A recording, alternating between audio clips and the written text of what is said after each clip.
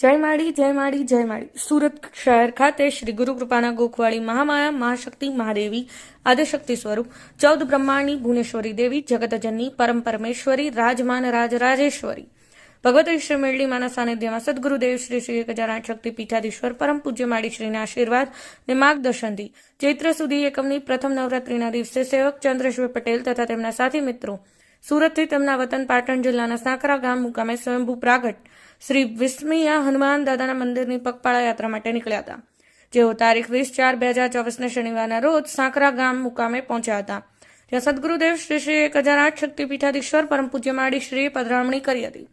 શ્રી ગુરુ કૃપાના ગોખવાળી મેરડીમાના સાનિધ્યમાં સદગુરુદેવ પરમ પૂજ્ય માળી શ્રીએ તેમના નેતૃત્વ હેઠળ 2 કિલોમીટર લાંબી ભવ્ય શોભાયાત્રાનું આયોજન કર્યું હતું.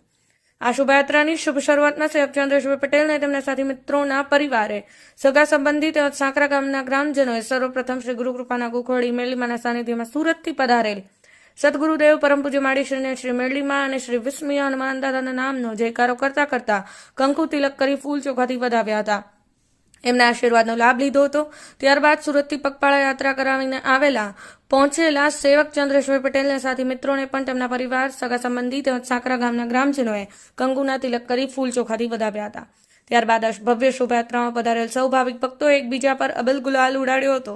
ડીજે ગીત સંગીતના તાલે હર્ષોલ્લાસ સાથે રાસ ગરબા રમ્યા હતા, ખૂબ નાચ્યા કૂદ્યા હતા. શ્રી વિસ્મયા હનુમાન દાદાના મંદિરે પહોંચતા શોભાયાત્રા પૂર્ણ થઈ હતી, જ્યાં ફરી સદગુરુદેવ પરમ પૂજ્ય માળી શ્રી તથા સેવક ચંદ્રેશભાઈ તથા સાથી મિત્રોને તેમના પરિવાર, સગા સંબંધી તેમજ ગ્રામજનોએ કંકુ તિલક કરી ફૂલ ચોખાથી વધાવ્યા હતા.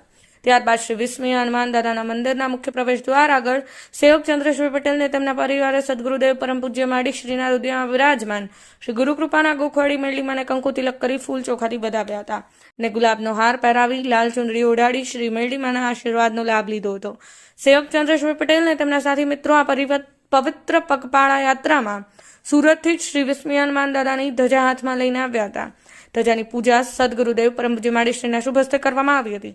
ત્યારબાદ સદગુરુદેવ શ્રી શ્રી 1008 શક્તિ પીઠાધીશ્વર પરમ પૂજ્ય માળી શ્રીના માર્ગદર્શનથી સેવક ચંદ્રેશભાઈ પટેલને તેમના સાથી મિત્રો દ્વારા શ્રી વિસ્મયા હનુમાન દાદાના મંદિર પર આ ધર્મની ધજા ફરકાવવામાં આવી હતી.